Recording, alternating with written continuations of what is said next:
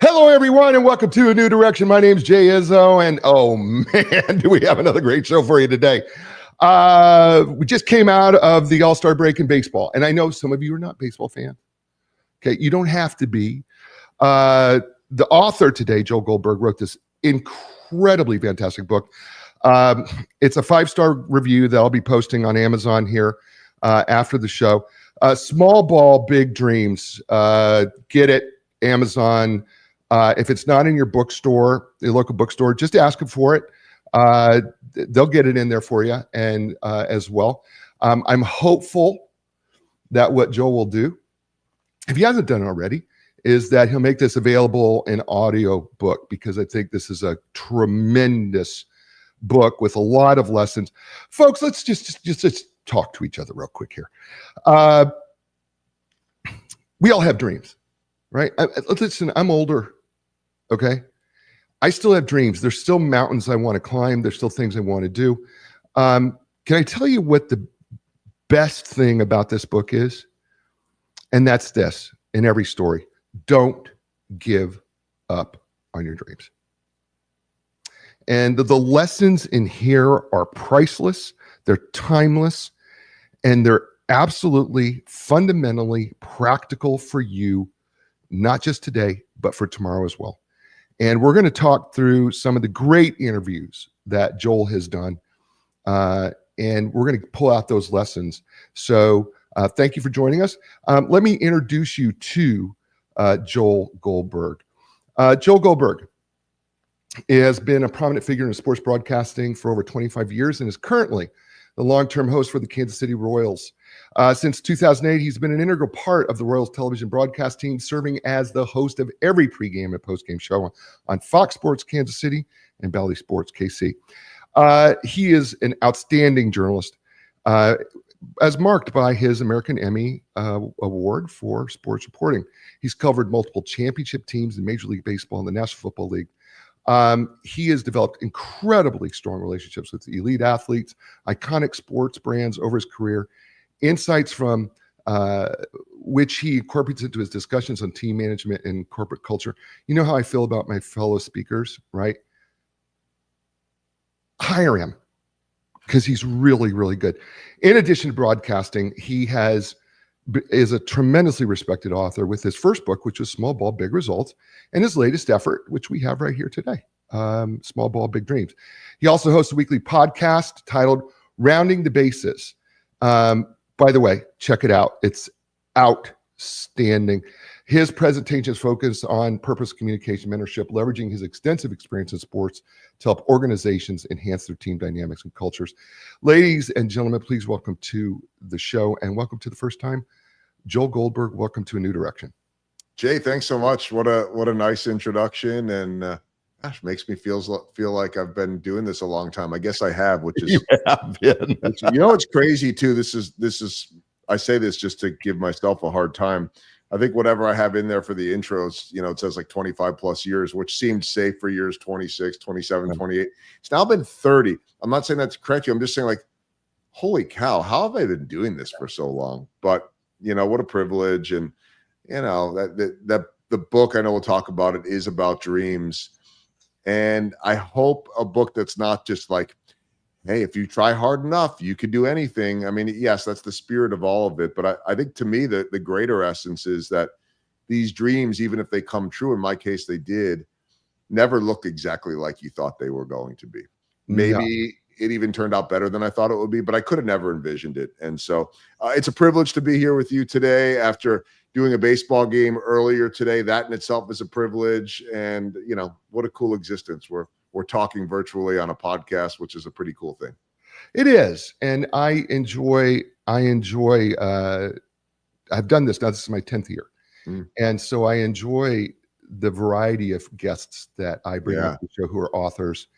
And I learned something from every one of them. I read a book a week for the show. Your book was absolutely so much fun to read. I really enjoyed it. And I know the listeners are going to get something out of it. I already got Steve Weinberg, who's actually from Chicago, who's just chimed in, said, I'm interested in listening to this. And Alyssa, thanks for joining us as people are joining us live watching the show. Cool. Chapter 1, Lorenzo Cain. And I want you to kind of give us a brief story about Lorenzo's life. And then let's talk through some of the lessons that I've pulled out and have you expand on those. So talk to us about who Lorenzo Cain is, and walk us through some of his challenges, shall we say. And I'll give a shout out. I don't think I know Steve Weinberg, but with a Weinberg and a Goldberg, both of whom are from Chicago, you never know. So Steve, thanks for tuning in. Alyssa as well. So I appreciate that. But that is my home city. At least moved there when I was 13. That's where all the family was just there last week at Wrigley Field. Anyway, I digress. The reason why I started, this book, and I love what you said, and I really appreciate it, Jay, about if you're not a baseball fan, something along those lines, because I'm a firm believer that if I'm only gearing my reports during a baseball game towards the diehard fan, then I'm going to lose everybody else. Right. If my speaking does not have the intent to include the non-baseball fan, then I'm going to lose some audience, because I'm not getting hired to go speak at sports conventions. Yeah, that might happen every now and then, but I'm talking to every industry about leadership and those type of topics. So it has to be more than baseball. Same thing for these podcasts. Same thing for my podcast. Every now and then I do have a baseball guest. I recently had one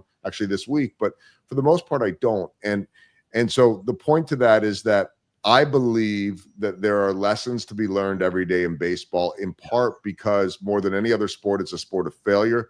And it's every day. And that very much to me represents life. So to put it in the context for the non-baseball fan and dreams coming true, what about Lorenzo Cain, who you can't truly say his dreams came true, because when he was drafted out of high school, he didn't really even know there was a draft. When he was in grade school, he wasn't dreaming of hitting home runs in the major leagues because he never thought that was an option. He wasn't even playing baseball at that point. The best part of chapter 1, now the reason why I started it in a book where there are only 3 or 4 chapters that are really dedicated to baseball people, right, is that I also knew that, if I have people that have watched me on TV for all these years in Kansas City, where I've broadcasted longer than anywhere, that, let's throw something really fun and interesting at them. And so the book does bookend with baseball stories, chapter 1 and chapter 14. The intrigue on Lorenzo Cain, who's one of the most athletic players I've covered in my 18 years here, who finished top 5 in MVP voting, who helped lead the Royals to win a world championship in a small market, is that here's a guy that didn't start playing organized baseball until high school. This was never supposed to be. How could it be meant to be if you didn't even know it existed? So there's a really strong message here, and I'd love to share this with audiences, that dreams change. And oftentimes we're not even aware of what is possible. In the case of Lorenzo Cain, he was a phenomenal athlete. He could run. He was extremely athletic. But he basically signed up because he grew up in Florida, near the Florida-Georgia state line, raised by his mother. And I'm guessing he would have been a great football player, just what type of athlete he was. And he ended up growing and filling out to be a guy that, looked like he could be playing, I don't know about linebacker, but wide receiver, a bigger, taller, athletic guy. And his mom didn't want him to play football. She wouldn't allow him to. She didn't think it was safe. And he tried out for basketball and didn't make the team. Kind of sounds like a little bit of a Michael Jordan story. And he had some friends in baseball, and his high school, they were in danger of eliminating their JV team because they didn't have enough guys. And the thought of bringing Lorenzo Cain in, even without a whole lot of baseball experience, just to keep the team going, was really the goal. And he wanted something to do, some kind of fun activity. And so he did that. And by his junior year, he's not much of anything. By his senior year, he was so mad that so many people were better than him, that he started putting in all the work and all the work and all the work. And that true sign that sometimes you could be undeveloped or inexperienced, but when you have natural skill, it could take you places. And he ends up having a spectacular major league career and being a world champion and an all-star and all these things, and has retired and raising his 3 kids with his wife after a very successful career and one that he never thought could have happened. So first of all, a phenomenal athlete. I even thought he could be a safety in the NFL. Yeah, safety would be a good call. Yeah, because he can get a little fired up by the way, and Yeah. which is part of the story here Yeah. for me. One of the things that I pull out of here, and I want people to listen to this in terms of motivation. The thing that he said and that you pull out is his motivation stemmed from his disdain for sitting on the bench. Mm. And I looked at that, and sometimes, and it comes up again, you just get fed up. Mm-hmm. And I don't know that we get fed up with our life where we go, I'm going to change it. And to me, what Lorenzo brings to the table, and you talk about this in the book, first, he had pride that he was fed up being on the bench. He had a hard work ethic. But here's the other piece. He was coachable and willing to handle criticism. Totally, yeah. Yeah. How important is that in life? He has said that he could always handle the criticism. So that was certainly a gift that he had to go with his athletic ability and then this drive. Lorenzo Cain's a really nice guy. I mean, when I picture Lorenzo, and I've seen him a few times this year coming back for some events here. I mean, it's the 10-year anniversary of his world championship team. So there've been a lot of events and festivities and things like that. And I just always see him smiling and laughing and just a big, I would describe him as a big personality, like a fun-loving personality that really does prefer to not be in the spotlight. So he would never say no to doing an interview, but it would always be like, oh, come on, Joel, why we got to do this? And then the smile would light up and he'd be fine. Like never in a mean-spirited way. I just knew that I was going to have to dance with him a little bit to get him there because truth be told, he's fine being in the background. However, there was some leadership there that was spectacular because that same drive that got him to start going in during lunchtime and hitting in the cage and deciding I'm not going to be a bench guy anymore. I'm going to work on this every single day over and over again until I figure it out. By the way, that was not, Jay, to get to the big leagues or to get a scholarship or anything like that. He just didn't like being what he was. He wanted to be more, didn't understand where that would lead him. But when I think of Lorenzo, beyond the smile and the big fun personality, is a guy that before the Royals went and won a championship, they're regularly getting kicked in the teeth by the Detroit Tigers, who at that point are the pride of the division, and they're losing another game. And I'll fast forward to say that we're on the bus after the game, and I think we're headed to the airport out of Detroit somewhere.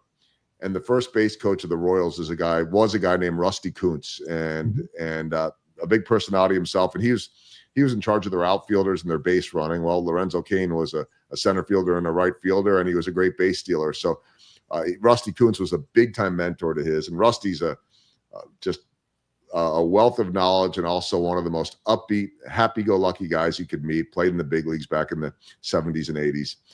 And Rusty makes a beeline when he gets on the bus to the back of the bus because coaches would sit up front, broadcasters towards the back of the bus, and he wanted to let us know before the bus took off. He goes, "You will not believe what happened at first base."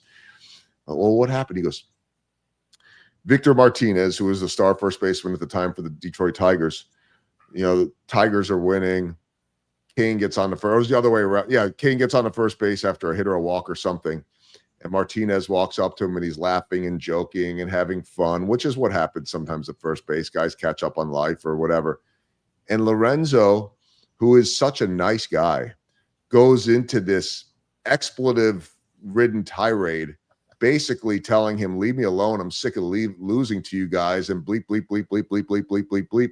And it lit a fire under the Royals. And I think they won that game. And they were still a young group that hadn't quite climbed the mountain. And as he liked to say on my podcast and in the book, that it was like it was like the bully in school stealing your lunch money or your milk. And he said, and I don't like bullies very much. And that was sort of like a coming of age moment for him, where it was like, not only is this guy off the charts athletic and a really, really nice, big personality, fun guy, but he's got a little cutthroat in him too. He will go after you if he needs to. And I think that really, really solidified or helped solidify that team. He said, he has a quote in here that I want to have you talk about too. It says, even though you showed up late to the party, always put in the work necessary to be great at what you're trying to achieve. Having a mindset of you can do it. You can go out and get it done. even if you fail, get up and try again and never give up on yourself. Who can't benefit from that lesson? Everyone can. And I think about it even beyond the don't give up, which is a critical part of it. But I think we hear that a lot because it's true. It's inspirational, right? Don't give up. Jim Valvano, don't give up. Don't ever give up. Right. If you grew up around when we did, you always think about that. I mean, there's something so heroic about not giving up. Yeah, I think there's something bigger here though, because he starts off with, even though you showed up late to the party, always put in the work necessary. See, I think what happens is, for when I coach folks and in any business, so I hear sometimes, well, I'm too old, or I don't have enough knowledge, or I'm an imposter. But he emphasizes it doesn't matter when you start. Just start and put in the work. And guess what? Everybody at a certain stage feels like they're an imposter. Right. That doesn't mean you're done. Right. Look, those are hard feelings to process. Yeah. I go through it as well. I don't go through it as much on TV because I've done thousands of shows. Right. But I used to. I don't go through it too much when I'm on stage for a speech, but I've only been doing that 7 or 8 years. So there's more of it. Right. But I think the whole point to that, and I think we're getting at the same thing here, is beyond the just don't give up, is that it doesn't matter when you start. Yeah. This didn't have to be from the beginning. Like you can come late to the party. And the way I read that is this, that life does throw you curveballs, pun intended. Things do change. They always do. But that doesn't mean that you have to follow the script. Right? It was never in the cards for him to do this until it became something that was possible. And, in the baseball world, the way these kids start at 4, 5, 6 years old and travel ball and all this, well, he wasn't even playing until he was on the JV team in high school. Obviously, you have to have freakish talent.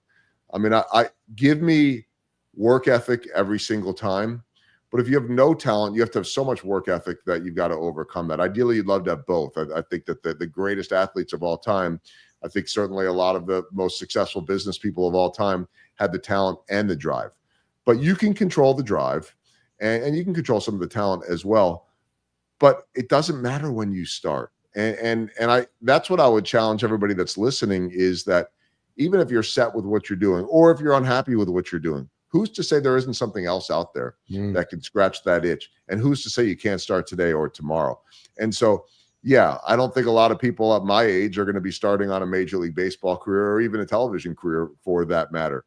But I mean, I started my speaking career 7 or 8 years ago, and I'm building a business there, and I've written 2 books and a podcast and all these type of things. Who's to say someone that's listening right now isn't hearing this podcast or seeing us and saying, I'd love to share some motivation. I'd like to be able to help people. I'd like to tell other people's stories. Whatever it is, let me start a podcast. And then, I've heard a lot of people say different versions of this. A friend of mine once said to me, done is better than perfect.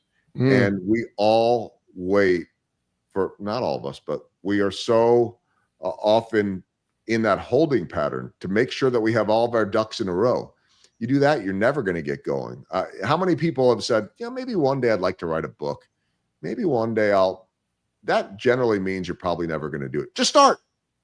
Just start. What's the worst that can happen? He started. He went out, and look at where it led him. And so I think that there's something there too, that you can be late to any party. That doesn't mean you're not invited. Yeah. So beautiful. His name's Joel Goldberg. The book's titled Small Ball, Big Dreams. Absolutely a great read. We're just getting started. You're listening to him here on A New Direction. Hey, folks, got to do a couple sponsors here. Zoundy, ultimate game changer for authors, publishers, professionals in the audiobook space.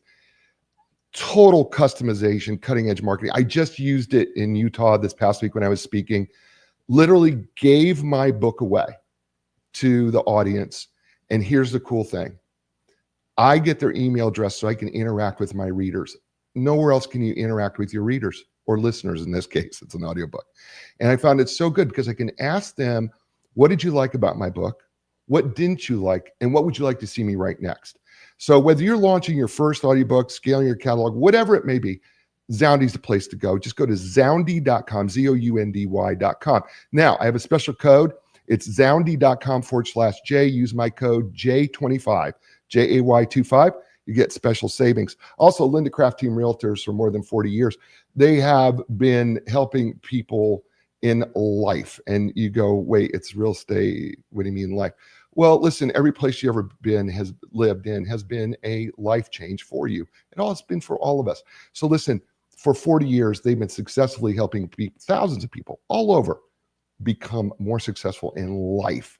So check them out, lindacraft.com, LINDACRAFT.com. And we're back here on A New Direction with Joel Goldberg, his book, Small Ball, Big Dreams. Just got through chapter 1. I want to jump into chapter 2 because this person is very special to me. I listened to her on WR in New York when I would go visit family and listen to her show. And then, of course, being a Yankee fan, growing up, when she joined John Sterling on the show, Susan Waldman, who I love dearly. I think she's great, absolutely fantastic.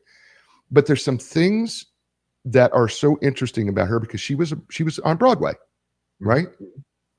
And then she turns announcer and play-by-play even, and she also does special interest. And the one thing that you bring up about her is humility, and that comes through every time I listen to her. Is that she is so humble, and she is so grateful, and she is so curious about people and genuinely has an interest in people. Talk to us about Susan Waldman and your interaction with her and some of the lessons you pulled from her. Well, I think that for Susan, and we only see the Yankees twice a year in our division, so I always look forward to seeing her. I think that she is a pioneer in the industry. She's the first woman to do play-by-play in the booth, starting to happen a little bit more.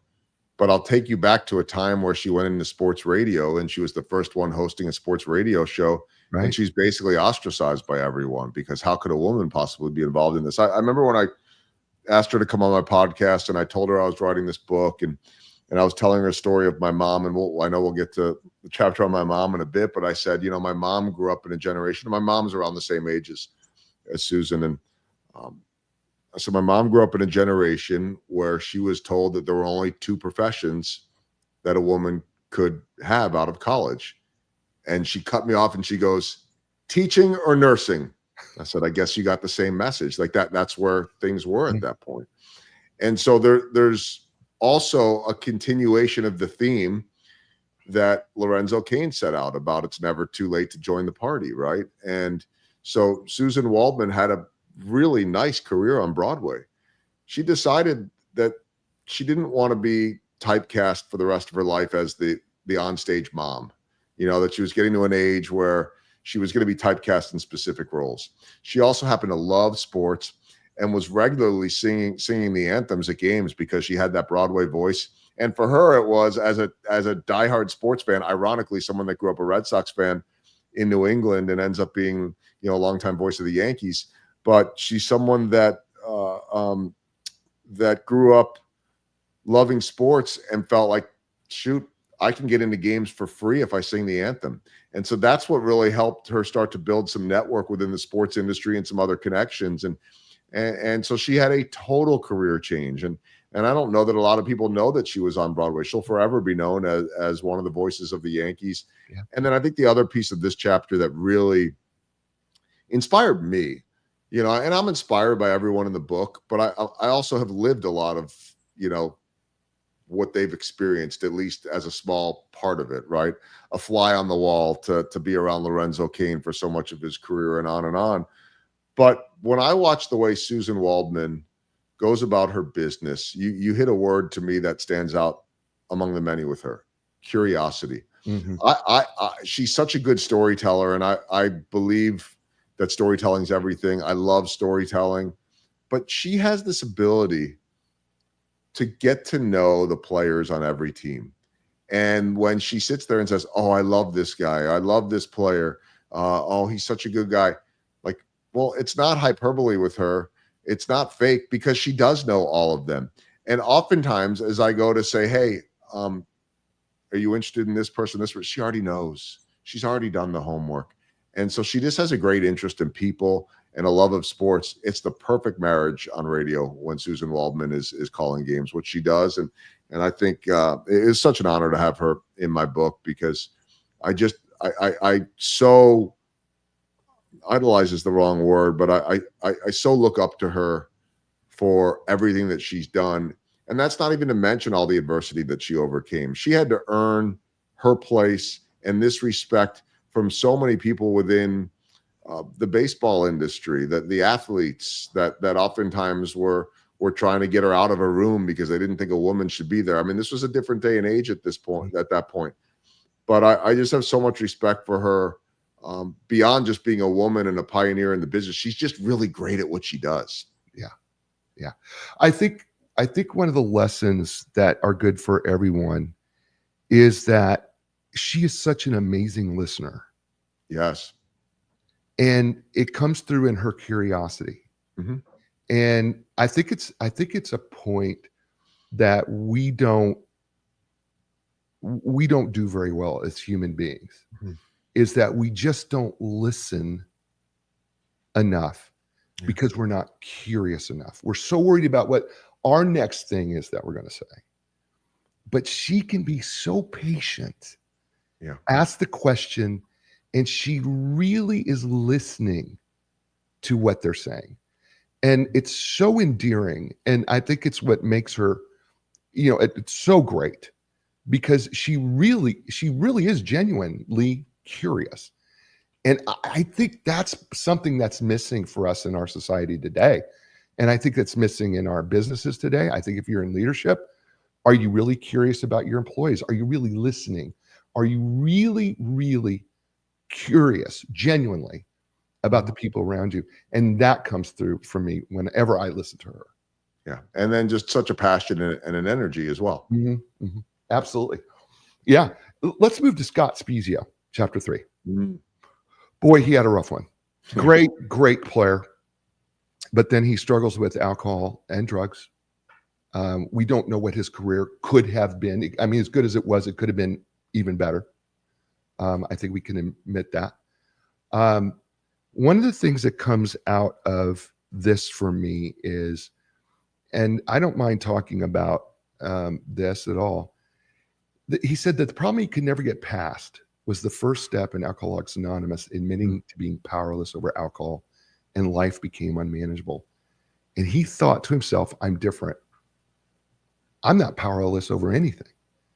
And I thought that humility from him and coming to that point, which leads to the second thing that comes out of it, is he's such a believer in second chances. Yeah.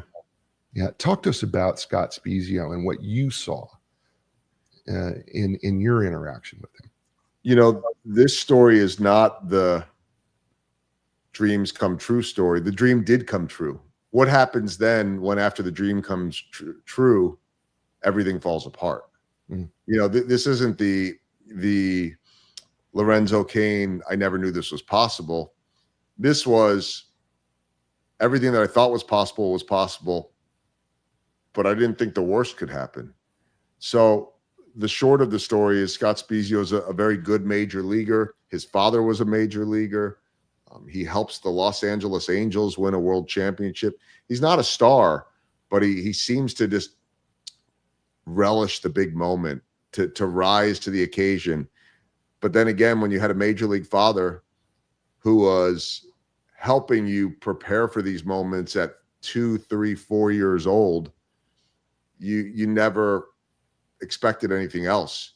You visualized as a young kid hitting that big home run in the World Series, and he did, which was a big part of the Angels winning it. He then goes to the St. Louis Cardinals, the team that his father had played for. And here's a kid that grew up outside of Chicago, about an hour outside of Chicago, in kind of central Illinois, outside of Joliet, really. So maybe not quite central.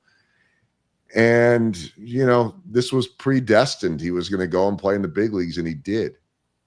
And he ends up helping the St. Louis Cardinals win a world championship. But before that, he had gone from the Angels to Seattle and dealt with some major injuries. And those major injuries kept him off of the roster, like debilitating injuries, which led to, some pills, pain pills, that type of stuff. Well, here's a guy that, the Scott Spiezio that I knew when I covered him, I worked in St. Louis before Kansas City a gazillion years ago now, but I was with that world championship team. I knew Scott Spiezio as the kind of punk rock guy with the big cardinal red dyed soul patch and the tattoo of his second wife on his arm. By the way, the naked image of his wife, who was like a centerfold type, it's since gone, by the way, as is that marriage. But here's a guy that grew up very religious. Here's a guy that, at least before I knew him, would probably spend more time reading his Bible than going out. That was a guy that might grab a beer with some of the players just to kind of fit in, but he wasn't going out there, partying. But he also was in a rock band. He was a big-time musician. And so he's living in both of those worlds. And then when the pills happen and he's not able to go out and play every day, the alcohol starts to happen, and on and on. And then the heavy drugs and the worst of what you could imagine. And at a point where he's drinking, like a bottle of vodka a day and, cocaine and all these type of things. But in the midst of that, he was able to, help lead a team to a second championship, eventually ends up in rehab, and then spirals worse and worse and worse. And the career is over at that point. And we're talking about multiple arrests and lucky to be alive and all these type of things. And he's now been sober for a number of years. And so, he went down a new path, and the new path is one that, while losing everything and nearly losing his family and his parents and his kids and the whole works, that he had to rebuild himself back up outside of baseball. And he's now doing some speaking, and he's doing a lot of coaching back in his hometown of Morris, Illinois. And he's helping save lives and teaching these kids that, don't mess with any of this stuff. You don't know if there's fentanyl involved. You don't know what could kill you and ruin people's lives. And so he's now dedicated his life to a cause that he never could have envisioned existed to him. And I would argue that now his life is better than it's ever been. There's a quote he has here that I found so powerful. He says, as long as you have a breath, you've got a pen to write a great ending. And it's never too late to start getting better and mending relationships and getting healthy. That's pretty powerful. As long as you have a breath. Yeah. And you've got a pen to write a great ending. Yeah. They're working on all kinds of projects on him. I think they're working on a documentary on him and all kinds of other stuff. This is like a, made for TV movie with the good, the bad, and everything in between. But he has such a big heart. And I relate so well to him because we're the same age.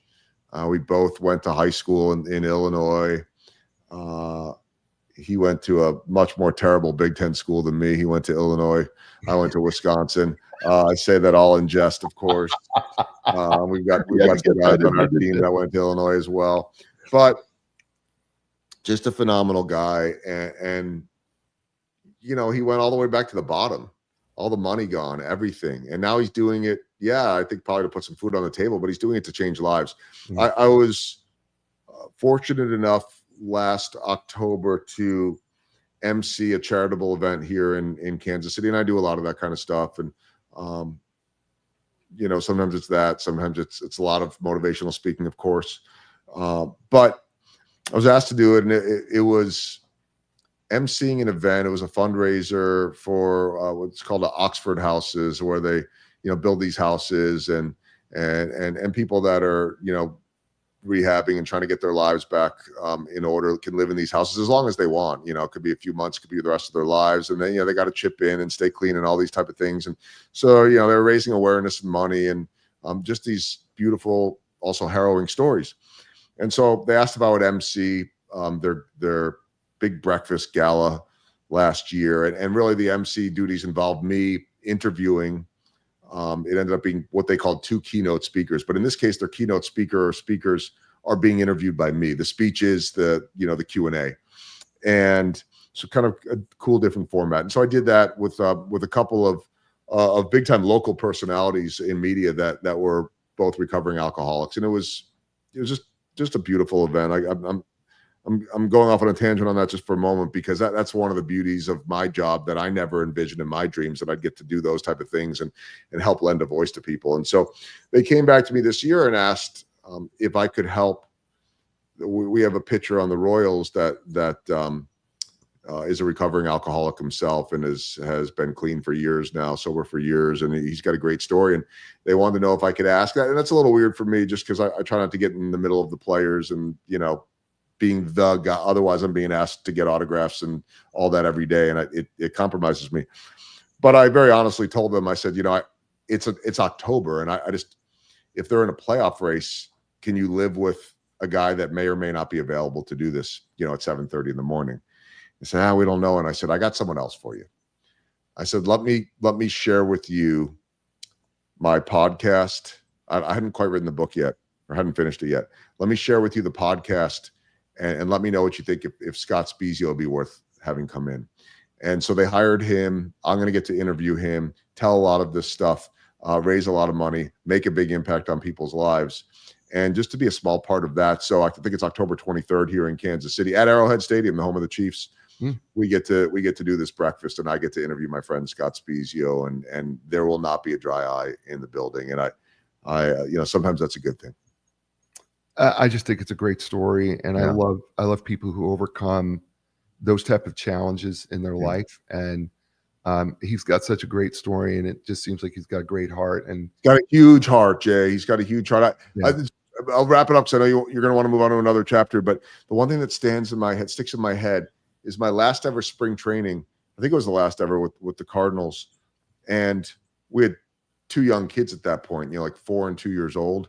And we're at spring training. We take them down there with me I'm there for a week, and they come down for a few days. And Spiezio had found out that I'd, had my kids, my family there. And he had said to me, he doesn't remember this, but he said, hey, if you and your wife wanted a night out, I'd be happy to babysit them.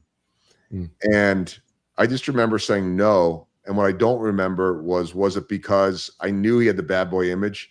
He was not the Bible reading, milk drinking guy that I portray in the book. At least what I saw was the guy that was out partying. Things had already started to spiral on him.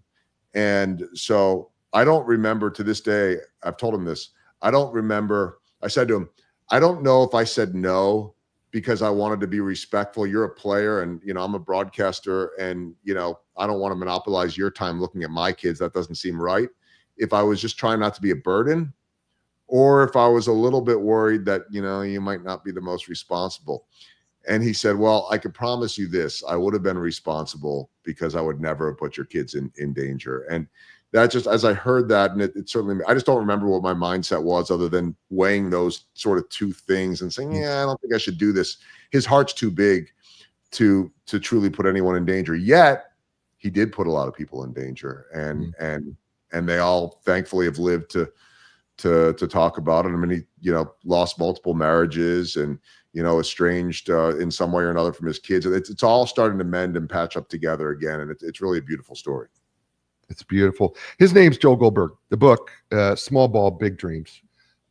Fabulous book. Get yourself a copy wherever books are sold. It's so good. I've abused it. I've read it twice, and it's just so good.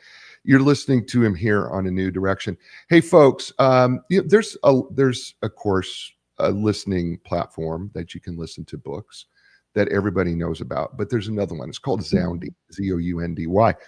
It's a great listening platform. The books sound amazing, but it's also great for authors, because if you want to interact with your listeners, I guess I should say, you can actually connect with them. And I find this to be so valuable that when People listen to my books. I can talk to them about what they like, what they don't like, what they want to write next. So listen, if you're an author and you're not using Zoundy, I think you're missing out. So here's what I want you to do. Check out Zoundy.com, Zoundy.com. Use my code. Just go Zoundy.com/J and then use J25. That's JAY25. I'm going to tell you that it is an experience for both the listener and for you as an author that you're not going to regret. You're going to absolutely enjoy it. Check them out, Zoundy.com. And Linda Craft Team Realtors for more than 40 years. They're known as the legends of customer service. They've helped thousands of people. In fact, Linda's very first client from 1985, I think she's about 90 years old, still comes and picks up her pie on Thanksgiving Day. And so it's just her longevity and the fact that she was so dedicated to customer service that has made her successful even today, 40 years later. Check them out. Go to lindacraft.com, LINDACRAFT.com. And we're back here on A New Direction with my friend Joel Goldberg. Small Ball, Big Dreams is the name of the book. It's really, really good. I just really buy it. You're not going to be disappointed. It's so good. The stories are amazing. I'm going to talk about somebody who's not in sports, but who's a fan. And her story touched me so deeply. Susan Nauser, I think I said that right. They pronounce it right. Sarah, yep. And she's a Kansas City fan, but she has ALS. And I was so inspired by her story, and I was very inspired by her 4 Ps: positivity, perspective, persistence, and purpose. And I've lost a colleague to ALS, and I lost a very good friend to ALS. And I've watched how that disease takes over and slowly pulls the life out of people. Yeah. And so I know, I have a pretty good idea of what it's going to look like from the outside. I don't know what she's going through, but she was in the way you told the story, the positivity, the perspective, the persistence, and the purpose come through so strongly. Talk about her for a second.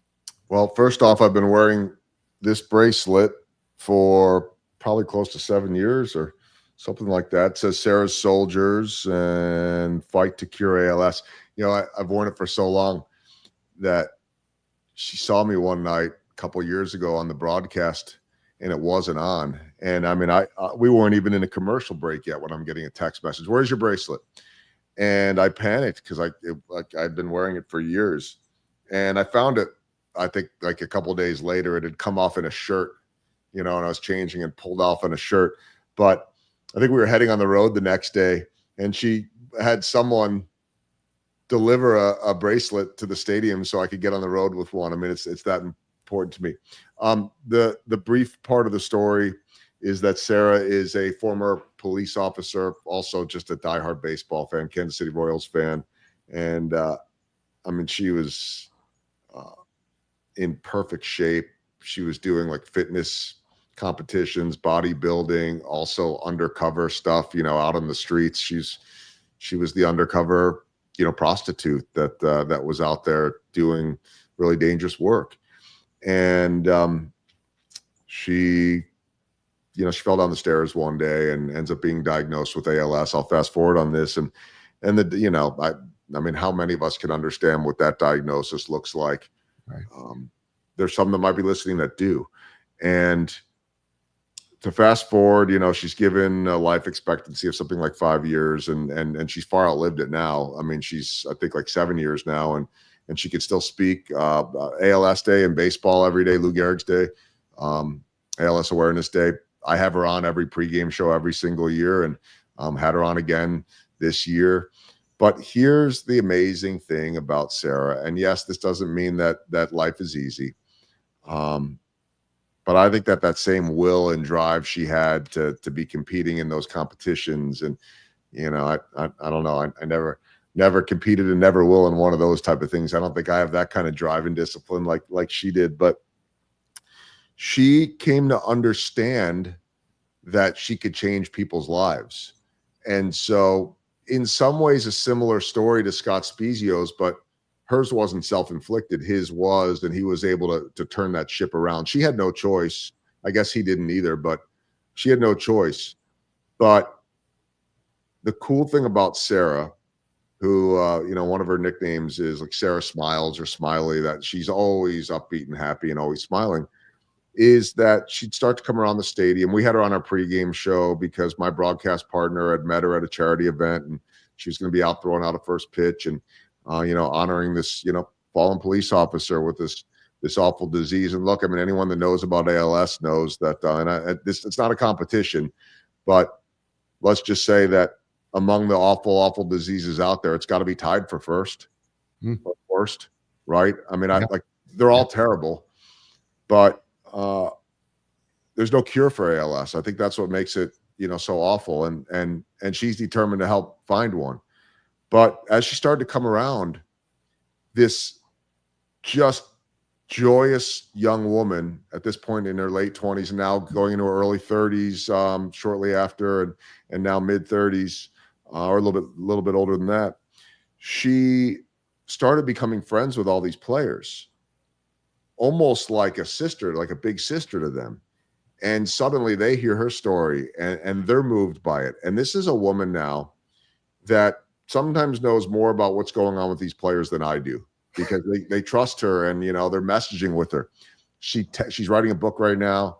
She is actually, I've been helping her. She's doing a speech soon. I've been helping her with that, but she does it all with eye gaze technology. I could pick up the phone right now and text her while we're talking, and I will hear back from her the first chance that she gets, sitting in her wheelchair, texting me with her eyes. And Jay, if you didn't know any better, you wouldn't know anything was wrong. So one, it reminded me that even while that horrible disease can strip people of their ability to use their bodies, it does not mean that they lose their mind. And her mind is as sharp as anyone that I've ever met. And I mean, they brought her in, and it's not the first time she's been around the locker room and all this, but at spring training this year, she and her husband went out there, and before they started their workouts that day, it's like 7-something in the morning, the whole team, including some minor leaguers, are in the Royals clubhouse in Arizona, and there she is addressing the team, doing a speech. Like, something about her, I really believe that if anyone was born to have this disease, and while I wish she didn't, she's changing lives because of who she is. Like, she was built to do this. And I know that's not fair, and I've told her this. There are plenty of days she doesn't show it to us that I know are horrible for her. But I think she was born for this because she can handle it. And she's outlived her diagnosis, and she's going to continue to. And as long as she's on this face of the earth, she's going to make people's lives better, and she's going to move the needle on this. And so that, to me, like, what a privilege to be able to know her. The great quote she has here is, "I think my greatest purpose is being a light in this world, lifting up others, showing others that regardless of the battle you are up against, you can not only defy the odds, but also enjoy the little things in life as you do." And here's the kicker and line: a life is not important except in the impact it has on other lives. Yeah, Lou Gehrig. Man, so powerful.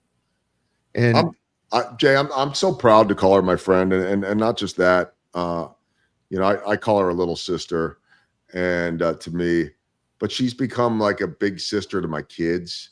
I don't know when they talk to her. I know one day my kid, he goes to the University of Kansas, so it's 45 minutes away from here. And what are you doing tonight? Oh, I'm just driving in to Kansas City, to the city, to watch a UFC fight with Sarah and Lonnie, her husband. Like that. My kids talk to her separately. I don't know when they're all talking or not. When my kid's dealing with, with stuff or challenges, he might call her and talk to her. It's just truly remarkable. And she was put on this universe to do bigger things than she could have ever imagined. I'm going to skip a chapter. I feel that we must talk about an umpire. I just think I think we need to talk about Teddy Barrett. Yeah. Because, umpires get a bad rap. I umpired baseball, fast pitch, and for a while it's a terribly difficult job. Yeah. And you're not going to get 100% of the calls right. I don't care what the game is. Teddy Barrett, though, seems to be someone in his career that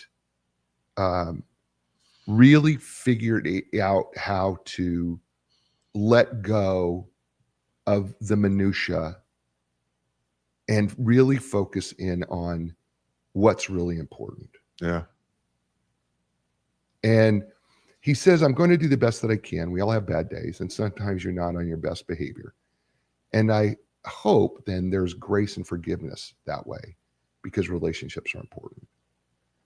Talk about Teddy Barrett.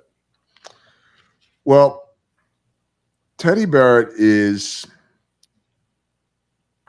I want to back up, because I learned along the way in my career that, and I know we all know this, I speak a lot about it in my keynotes, but relationships are everything. We are all in the people business. When people ask me, what's it like to interview so-and-so, or what's it like to do this? And like, yes, I get paid to go to baseball games. That is the obvious, easy answer of it's amazing. The best part about it's the relationships. Yeah, sure, with the players, with the ushers, with the front office, with fans, all of it, right? It's what makes the world go round. I think the umpires are oftentimes forgotten. It's very easy to make them the bad guys, because if they get it right, it's kind of like a field goal kicker, right? You're supposed to get it right, and when you don't, we remember.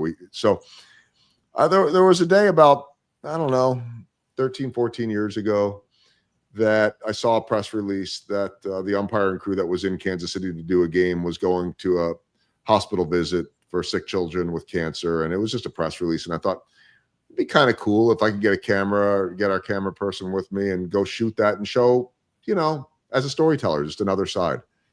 And so I met these guys. Ted was not on that crew, but I met the 4 umpires, and I knew like one umpire in the league, just for whatever reason, and nobody else.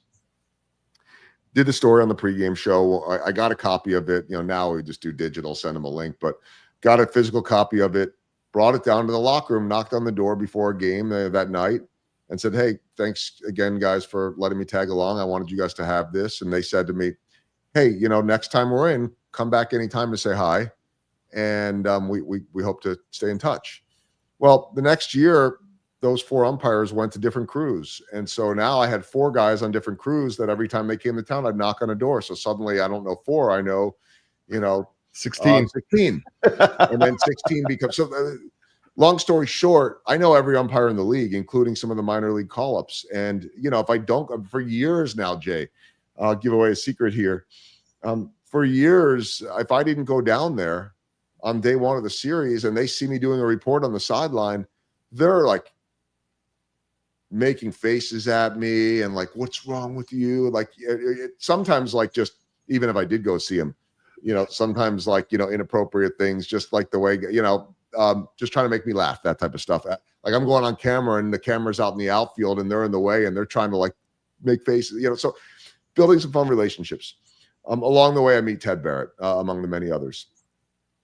The short of Ted Barrett's story is that he was a good athlete, actually did a lot of sparring from a boxing standpoint with George Foreman, Mike Tyson, and all of that. And then also had a call to the ministry and ended up, becoming a reverend. And this is a guy that has married a lot of the major league umpires, and he's done funerals and I'll just, and he's a big guy.